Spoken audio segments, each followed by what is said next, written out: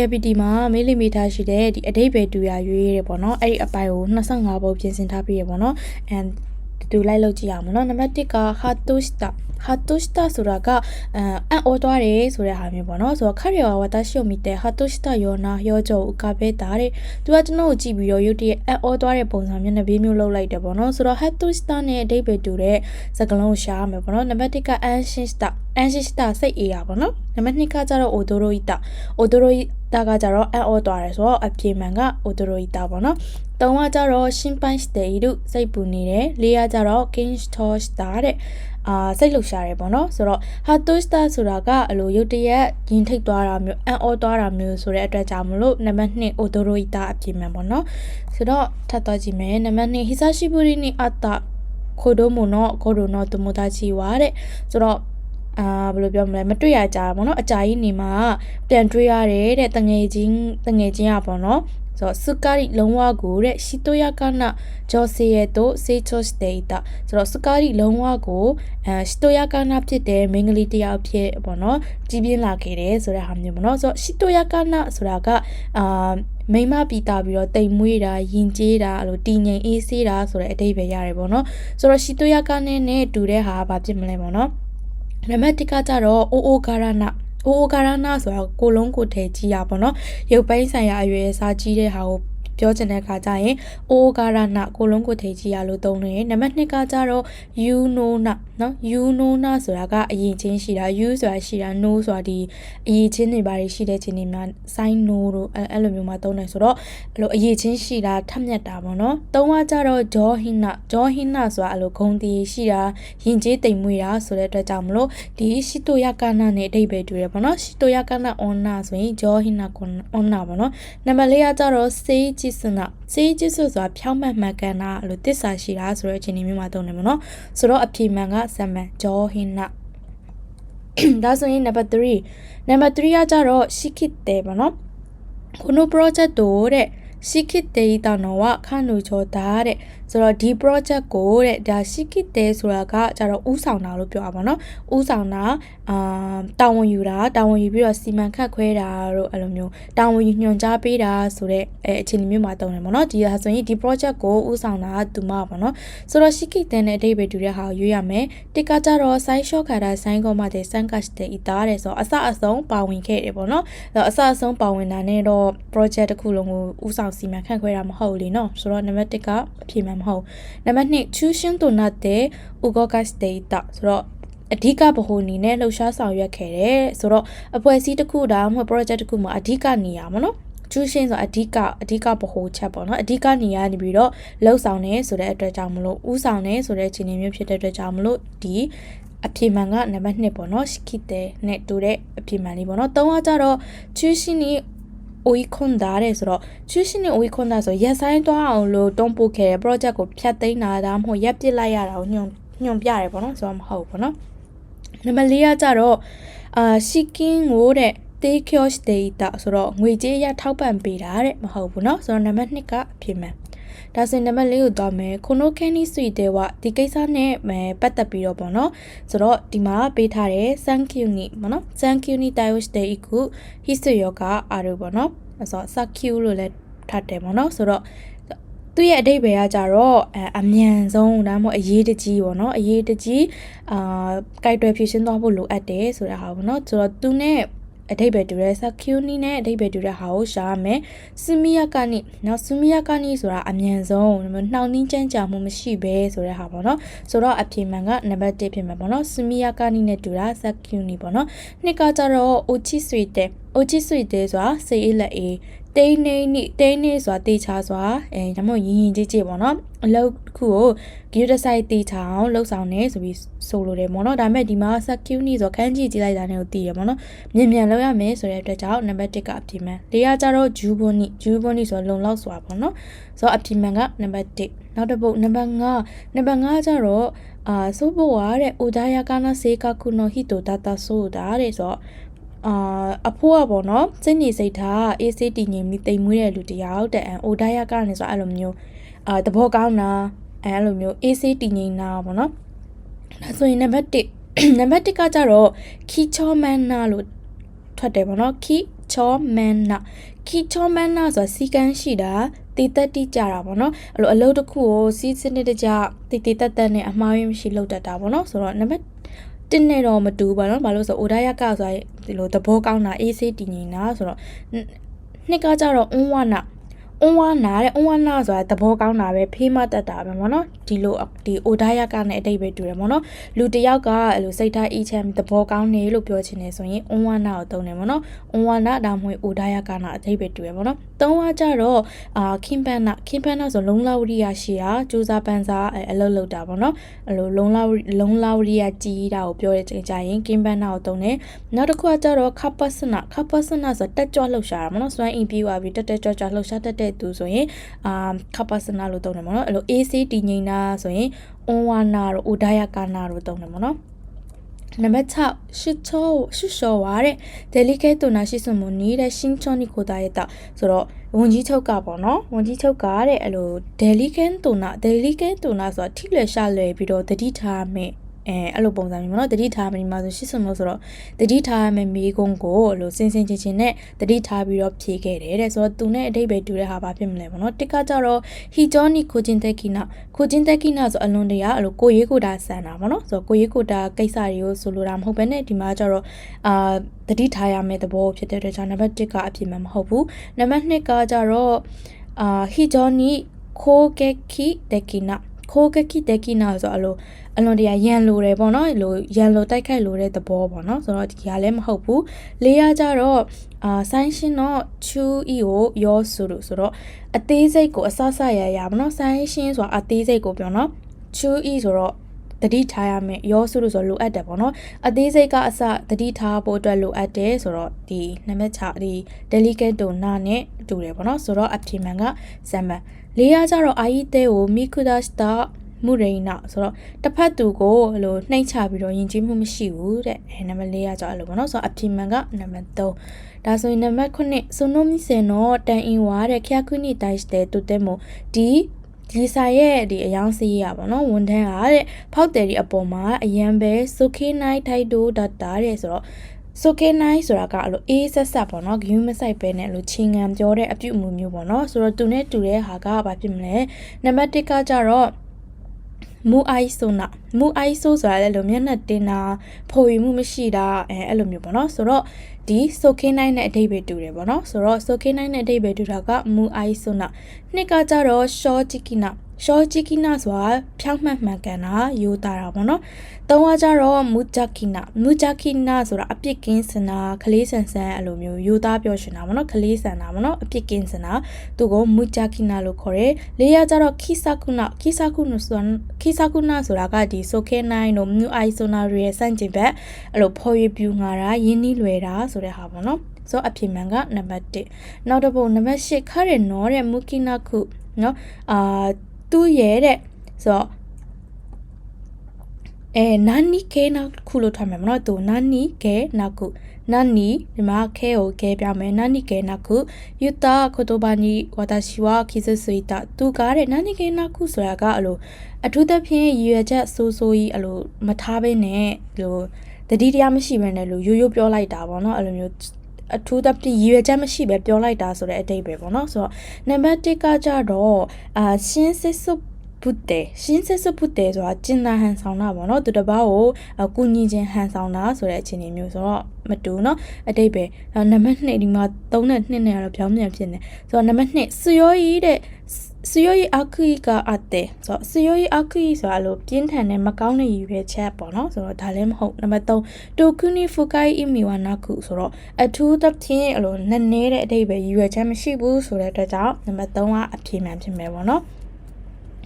လေးရကြတော့ဟီတိုနိုခိမူချီကိုခန်းကိုင်နိုင်တဲ့တစ်ဖက်သူရဲ့ခံစားချက်ကိုမစင်စားဘဲနဲ့ဆိုတော့အပြည့်မှန်နံပါတ်3ပေါ့နော်သူကဘာစိတ်မှမရှိဘူးဆိုတဲ့ဟာမျိုးဖြစ်တဲ့အတွက်ကြောင့်နံပါတ်3အပြည့်မှန်နံပါတ်9အားရခိုရဲတဲ့ရှီဇူဆူရူနိုဝါရမဲတဲ့ဟိုရှိတယ်ပေါ့နော်သူကရှီဇူဆူရူပေါ့နော်ရှီဇူဆူရူဆိုတာအမိတ်ပေးညွန်ကြားတာပြောပါပေါ့နော်ဟိုဒီဟိုဟာလောက်ဒီဟာလုံးနဲ့အဲ့လိုအမိတ်ပေးညွန်ကြားတာကိုမကြိုက်ဘူးရက်စီချင်တယ်လို့ပြောတာပေါ့နော်ဆိုတော့နံပါတ်1ကမေရီဆူရူဆိုတာအမိတ်ပေးတယ်ခိုင်းတယ်ဆိုတဲ့အတွက်ကြောင့်အပြည့်မှန်ကမေရီဆူရူနှစ်ကကြတော့မွန်ခုယူဆိုတာကန့်ကွက်တာပေါ့နော်အဲ့လိုဘယ်လိုပြောမလဲမကြည်မနှက်ဖြ ဖြစ်ပြီးတော့အဲ့လိုအထွန်းတက်တာပေါ့နော်ညီးတွားပြောဆိုတာမျိုးသုံးတယ်လေးရသုံးကကြတော့ he han ဆိုတော့ဝေဖန်တာအပြစ်တင်တာလေးရကြတော့ခရခောက်ဆိုတာနောက်ပြောင်ကြည့်စေတာပေါ့နော်အဲ့လိုပျော်စရာသဘောနဲ့နောက်ပြောင်တာပြောတာပေါ့နော်ဆိုတော့ရှိစုစုဆိုတာကအမိတ်ပေးတာဖြစ်တဲ့ကြောင့်နံပါတ်1ကအဖြစ်မှန်နံပါတ်10အနာတာကဝါရီနိုတာခရနင်ကားတဲ့နင်အမှားပေါ့နော်နင်မှားတာဖြစ်တဲ့အတွက်ကြောင့်နဲ့ဒီခန်းကြီးကိုကြတော့ဘန်ကိုင်းဆိုလို့ခေါ်တယ်ပေါ့နော်ဘန်ကိုင်းဆိုလို့ဘန်ကိုင်းတင်မုံသားတဲ့ဆိုတော့ဘန်ကိုင်းဆိုလို့ဆိုတာအကြောင်းပြချက်ပေးတာပေါ့နော်နေမှားဖြစ်တဲ့အတွက်ကြောင့်အကြောင်းပြချက်ပေးနေလေအလကားပဲလို့ပြောတာပေါ့နော်နံပါတ်1 e-workcase တဲ့ e-workcase ဆိုတာစင်ချေပေးရမှာနော်ဆိုတော့တူပဲဘန်ကိုင်းဆိုလို့နဲ့တူတယ်ဆိုတော့နံပါတ်1ကအပြည့်မှန်2ကကြတော့အာရမတ်တဲ့တောင်းပန်တာ3ကကြတော့ handshake တဲ့ဆိုစင်ကျင်သုံးသက်တာ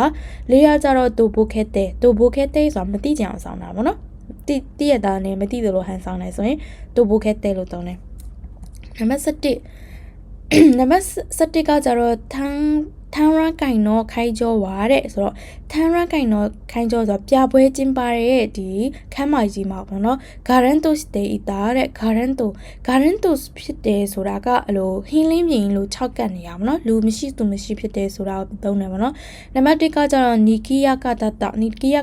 ဆိုတာအဲ့လိုစီကားလှုပ်ရှားရဲဆိုတဲ့အတွက်ကြောင့်ဂါရန်တုံနဲ့စန့်ကျဲဘက်ဖြစ်နေပါတော့နှစ်ကကြတော့ဟီတိုကစကနာခတ်တာဆိုတော့လူနေတယ်ဆိုတော့အပြေမှန်ကနံပါတ်2ဖြစ်မှာပေါ့နော်3ကကြတော့ဟီတိုခတ်တာကျေတာ4ကကြတော့ဖူရုခတ်တာဟောင်းနှွမ်းတာဆိုတော့အပြေမှန်ကနံပါတ်2မစနစ်ကကြတော့ခရနော်ဟစကန်နီရော့တဲ့သူပြောလိုက်တဲ့စကားပေါ့နော်ခိုင်ကီကတဲ့ခကီမဝါစာရဲတာဆိုတာကပြောချင်တဲ့အိဗယ်ရှုပ်ထွေးသွားတယ်ဆိုတဲ့ဟာမျိုးပေါ့နော်တလွဲတချော်ဖြစ်ကုန်တယ်ဆိုတဲ့ဟာမျိုးဆိုတော့နံပါတ်1ကဟယခုဩဝတမြန်ပြီးသွားတယ်တဲ့မဟုတ်ဘူးเนาะ2ကကြတော့ condenserဆိုတာကရှုပ်ထွေးသွားတယ်ရောထွေးသွားတယ်ဆိုတဲ့ဖြစ်တဲ့အတွက်ကြောင့်နံပါတ်2ကအဖြစ်မှန်3ကကြတော့ chudan starဆိုတာခဏရက်ဆိုင်တာပေါ့နော်4ကကြတော့ khase kaဆိုတာတက်ကြွလှုပ်ရှားတယ်အသက်ဝင်လာတယ်ပေါ့နော်ဆိုတော့အဖြစ်မှန်ကနံပါတ်273ကကြတော့ခိုင်းတန်းတူတူကြီးနိဆိုတော့စိုင်းဖွင့်တာနဲ့တပြိုင်နက်တည်းခ ्या ခုက Oshio Seta တဲ့ Oshio Seta ဆိုတာအစုလိုက်အပြုံလိုက်တိုးဝင်လာတာကိုပြောတာပေါ့နော်ဆိုတော့နံပါတ်1ကကြတော့ခိုဆူရီဟိုက်တက်ကီတာတဲ့ခိုဆူရီဆိုတာခိုးချောင်ခိုးဝက်ဝင်တာကိုပြောပါနော်ခိုဆူရီဆိုတာခိုးချောင်ခိုးဝက်ဆိုနှစ်ကကြတော့စွတ်တူဆိုတာတိုးတိတ်လေးမျိုးဖွားဖွားလေးပေါ့နော်အဲ့လိုတတိမထားမိစေဖို့တိတ်စိတ်ပေါ့နော်ဖွားဖွားလေးချစ်ပွားလေးထောက်ပြအဲ့လိုမျိုးဝင်လာတဲ့ချင်းတွေပြောပါပေါ့နော်သုံးကကြတော့ဒို့ဆိုတာအဲ့လိုလူအများအပြားတပြိုင်နဲ့ဝင်ရောက်လာတာအစုလိုက်ပြုံလိုက်ဝင်တဲ့အခါမျိုးမှာသုံးတယ်ဖြစ်တဲ့အတွက်ကြောင့်နံပါတ်3ကအပြည့်မှန်ပေါ့နော်ဆိုတော့နံပါတ်4ကကြတော့စုခုဟိုက်တက်ကီတာစုခုဆိုတာအဲ့လိုအသင့်ပေါ့နော်စုခုကအသင့်ဆိုတော့အနေချင်းတာမဟုတ်ဘဲနဲ့အများကြီးလည်းမဟုတ်ဘဲနဲ့အဲ့လိုအသင့်ပေါ့နော်ဝင်ရောက်လာတယ်ဆိုတာဟာမျိုးမှာသုံးတယ်ပေါ့နော်ဆိုတော့အပြည့်မှန်ကနံပါတ်3ပတ်စလီကကြတော့ခုတာပီတဲ့တာကိုနိုမမနေချာအိုကနာတဲ့ခုတာပီတဲ့တာဆိုတာကပြင်ပန်းတာကိုပြောတာပေါ့နော်ဆိုတော့ဥနာကဤပိုင်နဲ့ဘိုက်ပြေတာတဲ့နှစ်ကကြတော့သနွေးရှိခတ်တာပြောခဲ့တယ်သုံးကကြတော့စုကာတဲ့တာဒါဆိုတော့ပြင်ပန်းနေဆိုတော့နံပါတ်3ကအပြင်ပန်းပေါ့နော်နေမှုနတ်တာတဲ့နေမှုခနတ်တာတဲ့ဆိုအိမ်ငိုက်တယ်ပေါ့နော်ဆိုတော့အပြင်ပန်းကနံပါတ်3ငါကြတော့ခေါ်ဝါရခဲနီမိချီကခွန်ဒေးလို့တဲ့ဒီနေ့ကတဲ့ရခဲနီဆိုတာကပုံမှန်မဟုတ်လားအောင်ကိုပေါ့နော်မပုံမှန်ထက်ပို့ပြီးတော့တာလွန်နေတယ်ပုံမှန်မဟုတ်ဘူးအရန်ကိုပဲဆိုရဲပြောတဲ့ချိန်ဒီမှာသုံးတယ်ပေါ့နော်ရခဲနီနံပါတ်1ကကြတော့မဆမဆူတဲ့မဆမဆူဆိုပို့ပြီးတော့လို့ပြောတာပေါ့နော်ပို့အချိန်တွေတခုကတဖြည်းဖြည်းနဲ့ဆက်ပြီးတော့တိုးတက်လာတာပို့ပြီးတော့ပေါ့နော်ဒီမှာရခဲနီကကြတော့ပုံမှန်နဲ့မတူတာဆိုတော့မဟုတ်ဘူးနော်နှစ်ကကြတော့နန္ဒကကြတော့တမျိုးလိုပေါ့နော်ဟိုမှာတိကျတေချာမှုမရှိဘဲနဲ့တမျိုးဖြစ်နေရဆိုတဲ့အချိန်ဒီမှာသုံးတယ်သုံးကကြတော့အီယာနီဆိုတာထူးဆန်းတာပုံမှန်မဟုတ်တာပေါ့နော်ဆိုတော့အပြေမှန်ကနံပါတ်3ရကကြတော့အနှဲငယ်ပေါ့နော်အနှဲငယ်မျှတာဆိုတဲ့ဟာမျိုးဆိုလို့တဲ့အခါကျရင်သုံးတာပေါ့နော်ဆိုတော့အပြေမှန်ကနံပါတ်3နံပါတ်16ကကြတော့အနုဖူတာရီဝါတဲ့ short chu ခန်းကတ်တေးတို့တဲ့ short chu ကပါလေပေါ့နော် short chu ဆိုတာကအဲ့လိုအမကြာခဏအမြဲလို့ပြောတာပေါ့နော်ဒီမှာဆိုမကြာခဏအမြဲလို့ရန်ဖြစ်နေတယ်တဲ့နံပါတ်1ကကြတော့ himpani ဆိုတာလဲအဲ့လိုမကြာခဏအကြိမ်ကြီးများစွာဆိုလို့အဓိပ္ပာယ်ရတာပေါ့နော်ဆိုတော့အဖြစ်မှန်ကနံပါတ်1ပေါ့နော်နံပါတ်2ကကြတော့ toki ဝါသရှိတို့တွေ့နေကြ toki ကိုခန်းကြီးနဲ့ဒီလိုရေးရပေါ့နော်နံပါတ်3ကကြတော့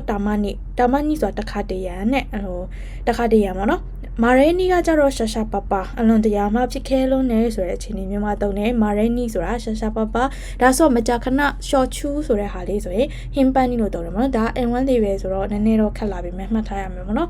နံပါတ်19ကကြတော့အန်နော်ဂျောခါရဲဝါချီကူကူစတေကီတာတဲ့အန်နော်ဂျောဆိုတာကထင်ထားတဲ့အတိုင်းပဲဆိုတာဟာမျိုးပေါ့နော်တွေးနေတဲ့အတိုင်းပဲထင်ထားတဲ့အတိုင်းပဲဆိုတာဟာမျိုးနံပါတ်1ကကြတော့အိုင်နီကုဆိုတာတိုက်ဆိုင်ဆိုတာပဲပေါ့နော်အစင်မပြေဆိုတာဥမာစိတ်ထဲရှိတာနဲ့တလွဲစီဖြစ်သွားတဲ့အချိန်မျိုးမှာဆိုရင်အိုင်နီကုကိုတုံးတယ်နံပါတ်2ကမေဇရာရှိကုဆိုတာထူးထူးဆန်းဆန်းဖြစ်ခဲတယ်ပေါ့နော်ပုံမှန်မဟုတ်ဘဲနဲ့ထူးခြားနေတာကိုပြောချင်တဲ့အခါမှာဆိုရင်မေဇရာရှိကုတုံးတယ်3ကကြတော့အမုတတိုရီဆိုတာတွေးထားတဲ့အတိုင်းပဲထင်ထားတဲ့အတိုင်းပဲဆိုတော့အဖြေမှန်ကနံပါတ်3ပေါ့နော်နံပါတ်18ကကြတော့ခိုက်ခီချူအစည်းအဝေးတွင်းမှာတဲ့ခန့်နူကျော်ဝါသူမတဲ့ဇွတ်တိုဒါရှာကိုပဲတဲ့ဒီခန်းကြီးလေးကကြတော့ဥဝါနော့ဆိုတာလို့ခေါ်တယ်ပေါ့နော်ဥဝါနော့ဆိုတာဒါတာတဲ့သူကဥဝါနော့ဆိုတာစိတ်နဲ့ကိုယ်နဲ့မကပ်ပဲနဲ့အာယုံလွတ်နေတယ်တွေးဝေးနေတယ်ဆိုတဲ့အချိန်မျိုးမှာတုံးတယ်ပေါ့နော်ဆိုတော့နံပါတ်1က national key တဲ့ guitar တဲ့ national ဆိုတာကစိတ်ပါလက်ပါနားထောင်တယ်ပေါ့နော်ဆိုတော့ဒီဟာနဲ့ပြောင်းပြန်စန့်ကျင်ဘက်ပေါ့နော်နံပါတ်2ကကြတော့ဘွန်းရာဒီမှာ2နဲ့3နဲ့လည်းပြောင်းပြန်ဖြစ်နေရပေါ့နော်နှစ်ကကြတော့ဘွန်းရာဒီတိုစတေးတာဘွန်းရာဒီဆိုတာကအဲ့လိုစိတ်တွေမျောပြီးတွေးဝေးနေတာမှိုင်းတွေးနေတဲ့စီနေမျိုးမှာတုံးတယ်ပေါ့နော်ဆိုတော့အပြေမှန်ကနံပါတ်2ပေါ့နော်3ကကြတော့ဆူယောခုအခန့်ကိုရှူချော့တာတဲ့ဆူယောခုဆိုတာပြင်းပြင်းထန်ထန်နဲ့ကိုအမြင်ကိုတင်ပြနေတယ်ပေါ့နော်မဟုတ်ဘူးနော်နံပါတ်4ကကြတော့ဆူယာနဲ့မူတေတာဆူယာဆိုအေးလူအိပ်ပျော်တာပေါ့နော်ဆူယာနဲ့တေတာဆိုတော့အေးလူအိပ်ပျော်နေတယ်ဆိုတော့ဒီမှာဆိုရင်ဥဝါနော့ဆိုတာကိုမှတ်ထားပါနော်စကားလုံးအသစ်ထပ်တည်ရပါနော်နံပါတ်19မှာကြတော့အာရှတာဝါတဲ့ခိုက်ခီတဲ့မနှက်ဖြန်ကားတဲ့အစီဝေးမှာတဲ့ခရစ်စမတ်ဆိုတော့ခရစ်စမတ်ကိုပြောတာပေါ့နော်ခရစ်စမတ်တို့ခိကာကူနီစီတဲ့ခိကာကူဆိုတာ project နဲ့ပတ်သက်ပြီး Christmas project နဲ့ပတ်သက်ပြီးတော့ပေါ့နော် no present ကိုရှင်းခဲ့တယ်ဝါနာနာနိုင်နဲ့ present ဆိုတာ presentation ကိုပြောတာပေါ့နော်တင်ပြတာကိုပြောတာပေါ့နော်ဆိုတော့နံပါတ်1က okirimono ဆိုတာလက်ဆောင်ပစ္စည်းနော်နှစ်ကကြတော့ hat ပြောဆိုတာကအဲ့လိုတင်ပြတာကြီးညာတာအဲ့လိုမျိုးချင်းနေပြ presentation နဲ့တူတယ်ပေါ့နော်ဆိုတော့အဖြေမှန်ကနံပါတ်2နံပါတ်3ကကြတော့ရှီကိုင်းဆိုတာ MC ကိုပြောတာပေါ့နော်အခမ်းအနားမှုအစီအစဉ်မှု MC လောက်တာကိုပြောတာပေါ့နော်4ကကြတော့ uchi hour ဆဲဆိုတာအဲ့လိုညှိနှိုင်းဆွေးနွေးတာပြောတာပေါ့နော်ခိုင်းကင်းနဲ့တူတယ်ပေါ့နော်ဆိုတော့အဖြေမှန်ကနံပါတ်2ဒါဆိုရင်နံပါတ်20 Sakino Koto Wakara 9နဲ့ Sakino Koto Wakara 9နဲ့ဆိုတော့ Sakino Koto ဆိုတာအနာဂတ်ကိစ္စကိုပြောတာပေါ့နော်အနာဂတ်ကိစ္စကိုမသိနိုင်ဘူးလို့ပြောတာပေါ့နော်ဆိုတော့နံပါတ်1ကကြတော့ခါခုနောဆိုအတိတ်ကနှစ်ကကြတော့ရှော့ရိုင်တော့အနာဂတ်ဆိုတော့အပြေမှန်ကနံပါတ်2ပေါ့နော်အနာဂတ်ကကိစ္စကိုဘယ်သူမှမသိနိုင်ဘူးနံပါတ်3ကကြတော့ဒီခန်းကြီးကိုဇမ်ပိုလို့ခေါ်တယ်ပေါ့နော်ဇမ်ပိုမိုင်လေးနဲ့ဟိုးလေးနဲ့ပေါင်းထားတာပေါ့နော်တစ်ခုပေါင်းလိုက်တော့ဇမ်ပိုဆိုတာအရှိတဲ့အရက်ကိုပြောတာပေါ့နော်ကိုဒီမှာတီနေရဒါမှမဟုတ်အရက်မျက်နှာအရှိဘက်ကိုဆိုလိုတာဖြစ်တဲ့အတွက်ကြောင့်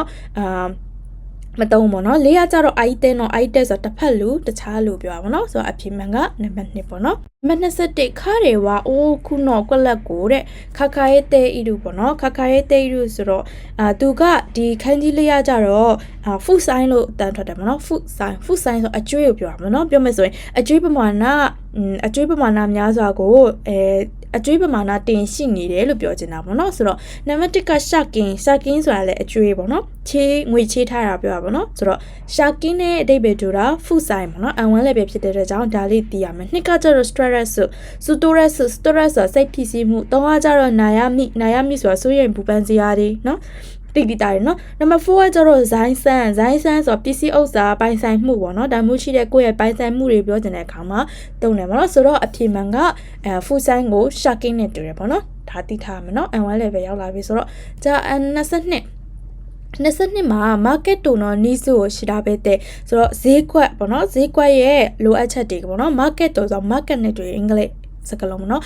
်ဈေးကွက်ပေါ့နော်ဈေးဟိုလိုကိုတွေသွားတဲ့ဈေးပြောရမှာမဟုတ်ဘဲနဲ့ဈေးကွက်ကိုပြောရမှာနော်ဈေးကွက်ရဲ့တဲ့နီးစုဆိုတော့လိုအပ်ချက်တွေကိုတဲ့ရှိတာပဲတဲ့လိလာစုံစမ်းပြီးတော့ရှောဟင်းခိုင်းရှိနော်ခိုင်းဟတ်စပဲမနော်ရှောဟင်းခိုင်းဟတ်စနော်စန်ကိုနီဆိုတော့တဲ့ဆိုတော့ထုတ်ကုန်အသေးတီထွင်ထုတ်လို့ရမှာကိုကားတယ်ပေါ့နော်ဆိုတော့ဈေးကွ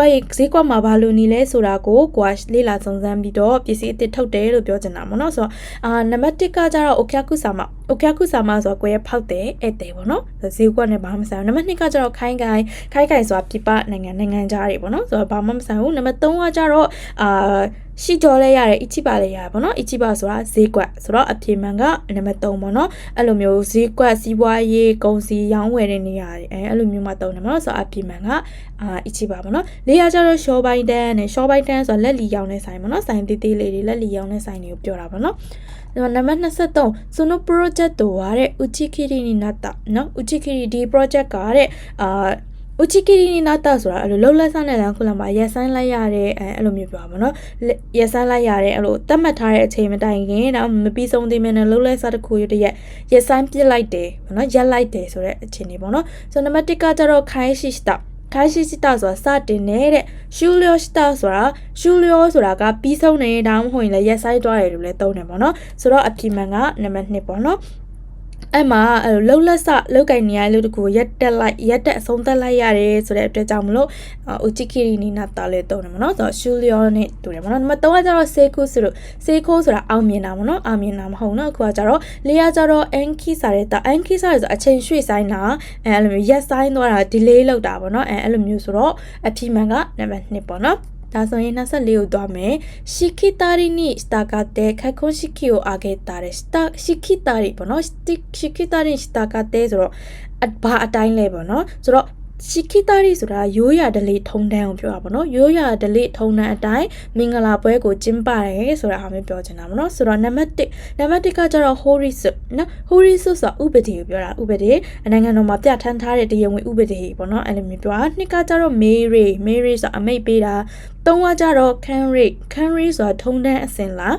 ဒလေးထုံးစံပေါ့နော်ထုံတန်းအစင်လားဖြစ်တဲ့အတွက်ကြောင့်ရှိခိတာရီနဲ့တူနေရပါတော့ဆိုတော့နံပါတ်3ကအဖြစ်မှန်4ရကြတော့eco ဆိုတာစန္ဒရည်ရွယ်ချက်သဘောထားအဲ့လိုမျိုးเนาะတစုံတယောက်ရဲ့လှုပ်လို့တဲ့စန္ဒရဒါမှမဟုတ်သဘောထားပြောချင်တဲ့အခါကျ eco လို့သုံးတဲ့အတွက်ကြောင့်ရှိခိတာရီနဲ့တူတာကစံပန်Camry ပေါ့နော်ဆိုတော့25ကိုတစ်ချက်ကြည့်မယ်နောက်ဆုံးပုတ်ပေါ့နော်ဆိုတော့ဝါရဲကိုတဲ့ net တုကုစာဆဲရရောနာဆိုတော့ငါတို့ကိုကျွန်ုပ်တို့ကိုတဲ့ net တုကုစာဆဲရဆိုတော့လက်ခံယုံကြည်လာအောင်လို့တဲ့ဆိုတော့ kitchen to start ဆိုတော့ kitchen တို့ရှိတာဆိုတေချာတဲ့အဲ့လိုမျိုးဒီခန်းကြီးကိုရောမိခတာကြတော့ခုံးခေါလို့ဖတ်တယ်ပေါ့နော်ခုံးခေါဆိုအထောက်ထားတာမှမဟုတ်အကြောင်းပြချက်ကိုNobel Tequila size ဆိုတော့ပြောပြပေးပါမနော်ငါတို့လက်ခံယုံကြည်လာအောင်ပြုလုပ်ပေးနိုင်တဲ့ခိုင်လုံတဲ့အထောက်ထားအကြောင်းပြချက်ကိုပေးပါဆိုတဲ့ဟာမျိုးပြောတာပေါ့နော်ဆိုတော့ခုံးခေါနဲ့တူတဲ့ဟာပါလေပေါ့နော်နံပါတ်1ကကျတော့ ikan ဆိုတာကအမြင်သဘောထားပေါ့နော်ကိုယ့်ရဲ့ကိုယ်ပိုင်ထင်မြင်ချက်အတားမှမဟုတ်သဘောထားကိုပြောတာဖြစ်တဲ့အတွက်ကြောင့်ဒါတော့ဒီခုံးခေါနဲ့မဆိုင်ဘူးเนาะနှစ်ကကျတော့